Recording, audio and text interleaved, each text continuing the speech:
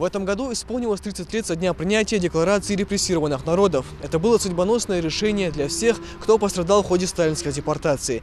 Исторический документ принимается преобладающим количеством голосов депутатов – 370 за, 5 против, 16 воздержались. Над выходом в свет этого уникального по своей значимости документа трудились многие представители власти, депутаты, историки и простые труженики. Безусловно, огромная заслуга принадлежит истинному патриоту, народному депутату Мусе Юсуповичу Дарсигову. Так о нем отзываются и те, кто находился рядом с ним в самые ответственные минуты в Кремле. Принятие декларации о восстановлении всех прав незаконно высланных народов СССР стало важным политическим шагом, положившим начало исторической справедливости в отношении всех депортированных народов. И сегодня в топливно-энергетическом колледже с гордостью вспоминают достойного сына своего народа. И вот, собравшись здесь, вспоминая его, значит, он не умер, значит, он жил в наших сердцах, в наших душах, в наших делах.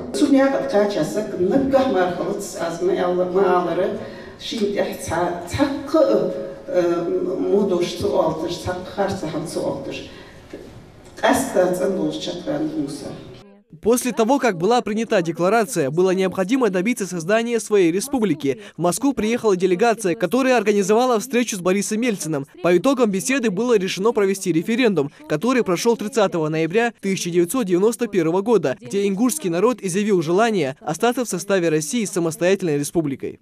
Прошу рассмотреть вопрос о создании ингушской автономии Советской Социалистической Республики в составе РСФСР, объединив исторически сложившуюся территорию Ингушетии, какой она была до упразднения ингушской автономии в 1934 году. Простой в душе, справедливый, патриот своей родины. Так вспоминает об отце Магомед. Многие знают Мусу Дарсигова как очень грамотного политика и непоколебимого борца с несправедливостью, но мало кто знает, каким человеком он был в семье. Сколько себя помню, никогда не слышал и не видел, что он на своих детей хоть глазом не так посмотрел, а что-то там закричать, я вам клянусь, такого не было никогда. А соседи, не то что соседи, кто бы к нему не обращался, хоть 5-летний ребенок, он мог с ним пойти решить его вопросы. Он безотказный человек был. Сегодня каждый, будь то старшее поколение или молодежь, все без исключения помнят, кто стоял у истоков осуществления мечты ингушского народа. Для меня очень важно сегодня присутствовать на этом мероприятии, так как наше молодое поколение не должно забывать этого человека. Дарсигов сделал много хорошего для нашего поколения, и поэтому мы должны ценить и уважать все, что он сделал. Мы давно решили, что будем проводить памятные мероприятия всех выдающихся людей нашей республики, людей, которые внесли значительный вклад в дело развития нашей республики. Пока мы не начнем ценить тех людей, которые приносят пользу, мы не поймем, кто нам вред наносит.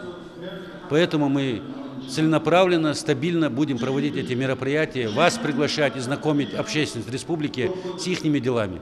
Закон о реабилитации репрессированных народов для всех людей, пострадавших от политических преследований, стал не просто важным документом, а актом справедливости. Именно благодаря этому документу нам удалось возродить свою республику. Вся эта кропотливая работа послужила тем фундаментом, на котором впоследствии не раз принимались жизненно важные решения в судьбе нашего народа. Микаил Тангиев, Магомед Майсигов, Новости 24.